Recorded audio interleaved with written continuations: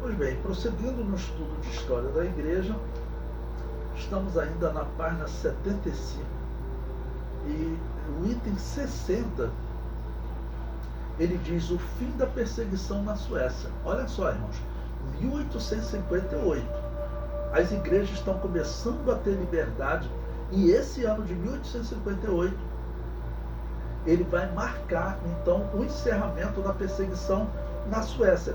E você verá, então, em poucas décadas, missionários dessa Suécia e dos Estados Unidos também, como já estávamos vendo da Inglaterra. Vimos que da Inglaterra saíram missionários anabatistas até para os esquimós. Tá bom? Mas, infelizmente, a Suécia foi o país mais atrasado nesse sentido.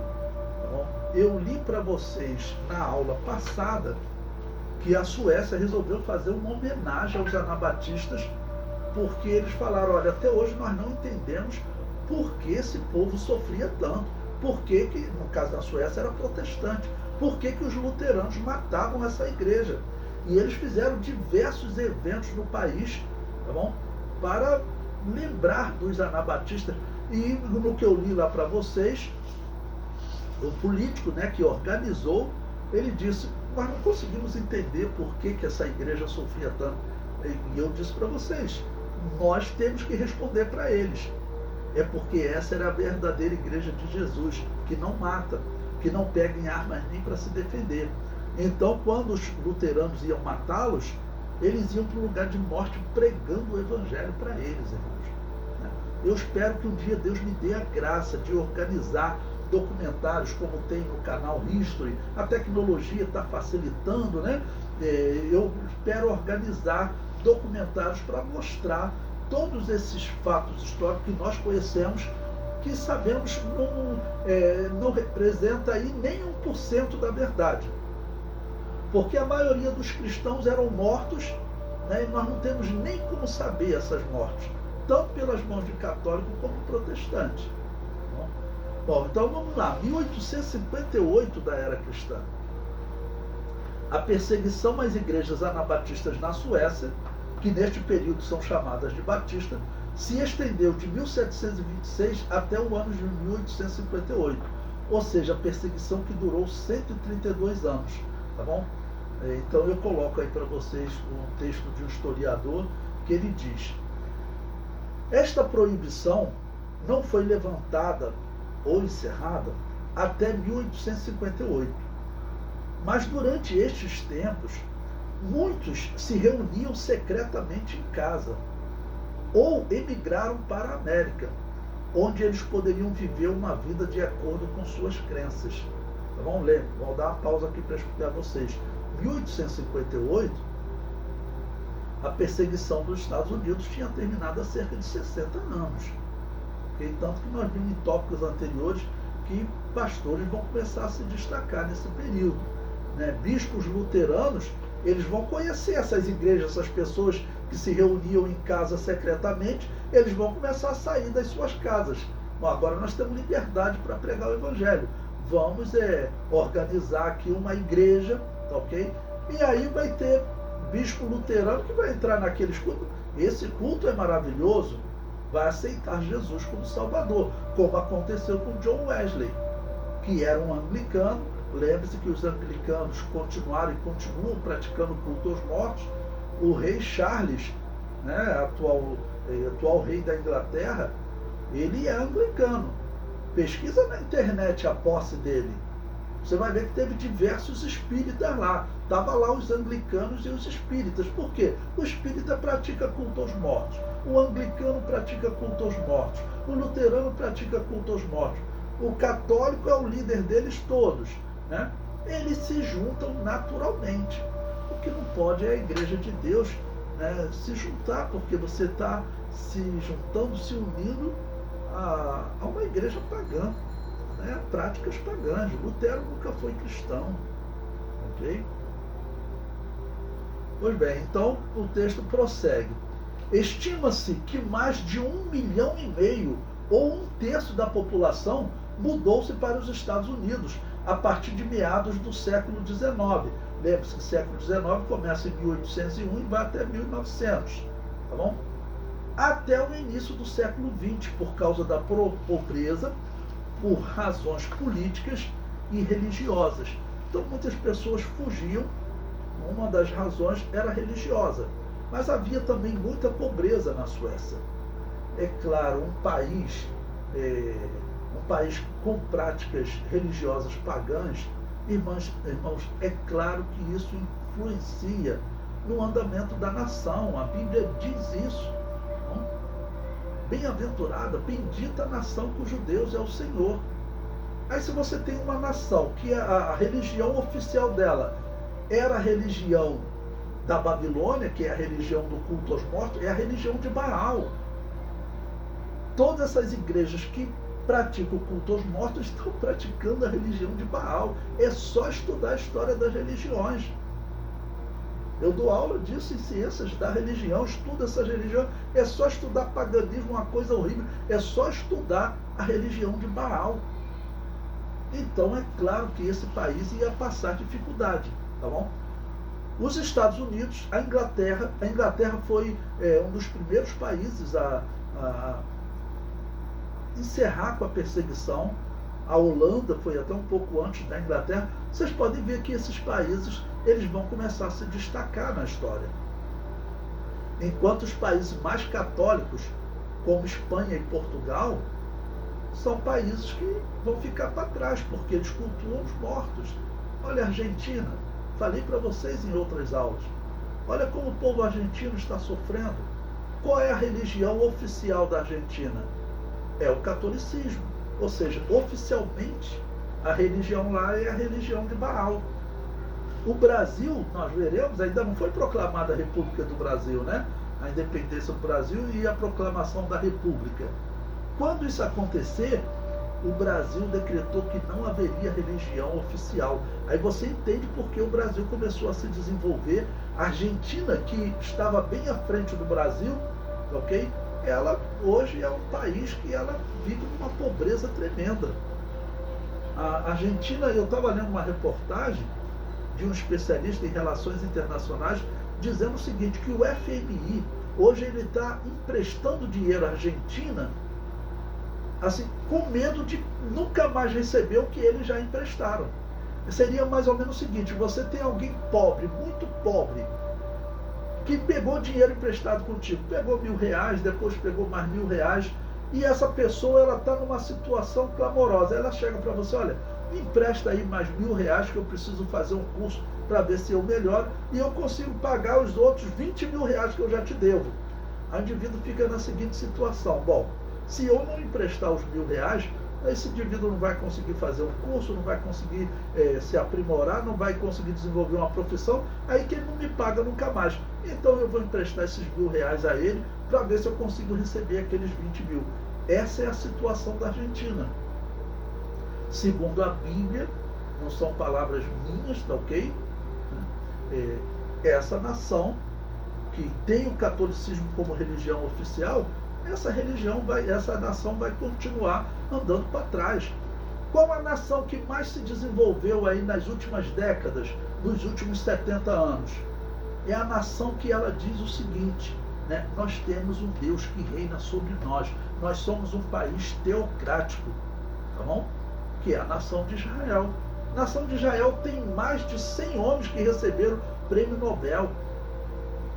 As notícias dessa infeliz guerra lá têm mostrado que Israel tem uma tecnologia de armas que não existe em outra parte do mundo. Por quê? Nós sabemos que hoje Israel é o país líder número 1 em inovação tecnológica. Isso são medidos pelo número de empresas que são classificadas como startups, que são empresas de inovação tecnológica. Israel ultrapassou os Estados Unidos. Olha, Estados Unidos é um dos maiores países do mundo. Israel é um país minúsculo. Como que esse país conseguiu ultrapassar os Estados Unidos em inovação tecnológica? França, Inglaterra, todos esses países. Israel ultrapassou. Hoje ele é o país número 1 do mundo. Eu comento isso no meu livro A Besta dos Estados Unidos e o Anticristo. Por que Israel conseguiu isso? Porque Israel declara se declara como um país teocrático. Tá bom? Eles têm um Deus que reina sobre eles. E isso, segundo a Bíblia, faz toda a diferença. Tá bom? Bendita a nação cujo Deus é o Senhor. Israel se declara assim. O Brasil, na verdade, ele não se declara como um país teísta, né? A maioria dos países democráticos, hoje, eles se declaram como um país sem religião. O Brasil se declara como um país sem religião. O fato dele não estar ligado à religião de Baal, dele não ter a religião de Baal como algo oficial, já alivia a situação do Brasil, né? Nós sabemos que durante o milênio, segundo a profecia de Isaías, principalmente Isaías 9, Isaías 11, ok? Isaías 35, você pode ler esses capítulos que você vai ver. Chegará um momento em que todas as nações olharão para Israel e dirão, olha, ensina-nos a servir esse Deus, tá bom? Nós queremos desenvolver-se como vocês, e todos subirão a Jerusalém para aprender a lei, porque eles verão, olha, Israel em 70 anos, estou dizendo hoje, 70 anos, né, tem 75 anos que foi criado o Estado de Israel, foi em 1948, né? Daqui a 100 anos, já vai estar durante o milênio, provavelmente, ok? Então, daqui a 100 anos, Israel vai estar disparado na frente, irmãos. A tecnologia que Israel está desenvolvendo hoje vai ser, com certeza, a tecnologia que vai dominar o mundo. Israel ajudou muitos países árabes com a vacina que eles fizeram e o tratamento, remédios que eles desenvolveram, tá bom? Para esse vírus que foi atingiu o mundo aí, essa pandemia que nós tivemos, tá bom? Então, Israel, ele ajudou muitos países árabes. Essa evolução tecnológica de Israel, ela vai se acentuar a cada dia, tá bom? Vai se acentuar. Hoje eles venceram o coronavírus, daqui a pouco vem outro vírus. De onde vem a solução? De Israel. Daqui a pouco um problema de energia. De onde vem a solução? De Israel. Só temos água salgada. O que nós fazemos? Israel tem uma solução. Então, daqui a algum tempo, o mundo verá que Israel realmente dominou a tecnologia do mundo, e eles dirão, olha, realmente é melhor ter um Deus reinando sobre nós, ok? Do que dizermos que nós somos um Estado laico, ou seja, um Estado sem religião. Esse será o futuro, ok? Então, eles sofriam por conta dessa religião pagã que eles seguiam, que é o luteranismo. O historiador prossegue.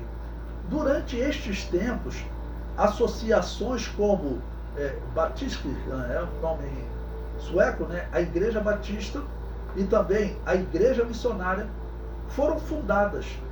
E logo havia revivals, que é avivamentos, tá bom? Ele está falando de avivamentos de todo o país. Você acha que isso é uma igreja que surgiu de repente? Tá bom? Surgiu ali em 1858, né? Acabou a perseguição e aí as pessoas começaram a aceitar Jesus por conta disso? Não, irmãos. Os anabatistas estavam escondidos, porque ainda não havia liberdade. Então, imediatamente após isso, ele diz que começou a surgir avivamento por todo o país. Pense, irmãos, como seria a sua vida? Pense na sua vida.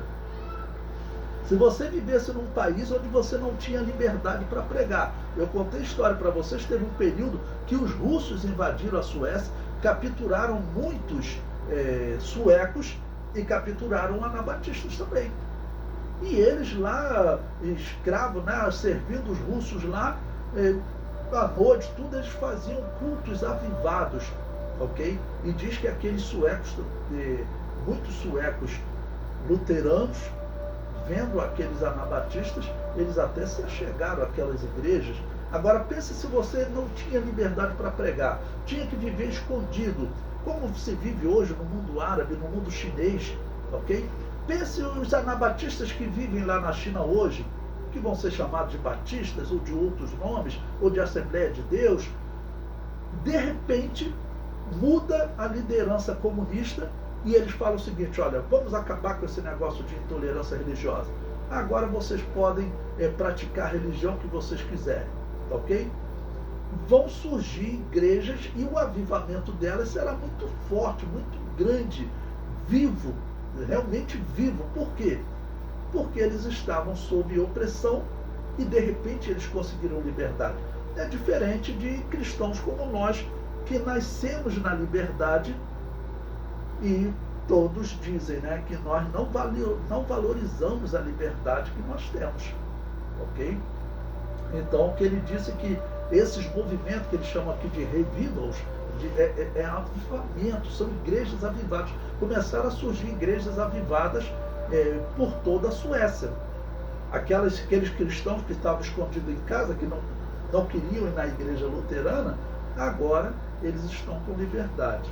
E ele conclui: estas associações, seria melhor essas igrejas anabatistas, pregou uma vida mais perto de Jesus que a igreja luterana baseada no Estado. Olha, não sou eu que estou falando.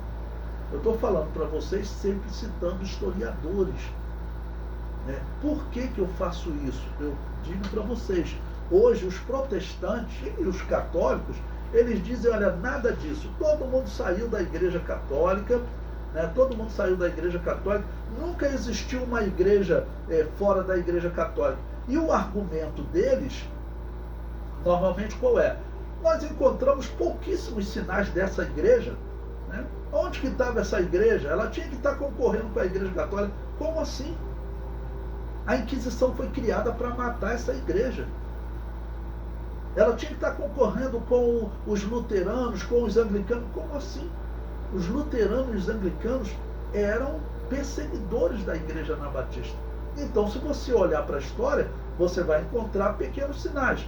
Ali próximo de 1700, quando a Inglaterra assinou o Edito de Tolerância, todos os historiadores dizem milhares de anabatistas, que normalmente eram chamados de Quakers, né, que era uma igreja pentecostal, eu mostrei para vocês têm aí na história, revisem esse livro, estudem isso. Aqueles pentecostais, aos milhares, diz a história, foram tirados das cadeias. Então, essa é a verdade da história. Nós conseguimos ver isso em diversos historiadores falando, só que eles querem dizer que é o seguinte: não, foi um pequeno avivamento que surgiu ali na Suécia, esses cristãos apareceram agora. Não é verdade. Esses cristãos existiam, só que o próprio historiador diz que eles viviam escondidos, se reunindo em casas. Mas a partir desse momento, eles têm liberdade para pregar o evangelho. Essa igreja sueca, eu não tenho dúvida em dizer, se nós tivéssemos condições de voltar na história, nós chegaríamos até os apóstolos. Passaríamos pela perseguição dos protestantes, dos católicos, do Império Romano e chegaríamos até os apóstolos. Ok? O comentário prossegue. A partir deste momento da história, podemos dizer que a perseguição de fato acabou. O último ato desse circo da perseguição foi realizado pela Igreja Protestante Luterana na Suécia. A igreja cristã não será mais perseguida a partir desse momento. Encontraremos diversas igrejas pentecostais, assim como na era primitiva. Os cristãos pentecostais estiveram escondidos por séculos, mas agora a porta para a pregação do evangelho se abriu em definitivo. Em cerca de 50 anos, esses anabatistas enviaram missionários para o Brasil, tá bom? Ou seja, próximo de 1900. Que na verdade eles chegam como pessoas simples, pobres, sem recursos, porque não faziam parte da igreja estatal. Por que eu coloquei aqui porta entre aspas? Se você estudar, irmãos, as 7 cartas, 7 igrejas do Apocalipse, você verá que essas cartas, elas seguem uma ordem cronológica da história.